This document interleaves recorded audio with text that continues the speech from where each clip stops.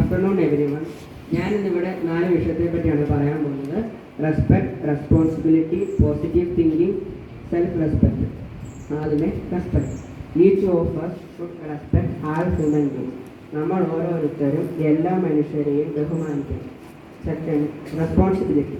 It means A duty or obligation to complete a task which can be either assigned by someone or even may have been created out of our own commitments and circumstances. ഉത്തരവാദിത്വം എന്നാൽ ഒരു task പൂർത്തിയാക്കുവാനുള്ള കടമ അല്ലെങ്കിൽ കടപ്പാട് എന്നാണ് അർത്ഥമാകുന്നത്. അത് ഒരാൾക്ക് ഏൽപ്പിക്കുവാനുള്ളതോ അല്ലെങ്കിൽ നമ്മുടെ സ്വന്തം പ്രതിബന്ധങ്ങളിൽ നിന്ന് സൃഷ്ടിക്കപ്പെടുന്നതോ ആയിരിക്കും. Positive thinking. Positive thinking overwhelms stress and it will allow you to get rid of stress.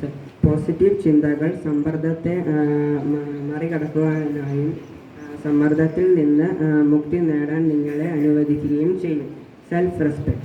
An individual who has self-respect will always treat herself with honor and will always value herself. ആത്മാഭിമാനമുള്ള ഒരു വ്യക്തി എപ്പോഴും സ്വയം ബഹുമാനത്തോടെ പെരുമാറുകയും സ്വയം വിലമതിക്കുകയും ചെയ്യണം. നന്ദി, നമസ്കാരം.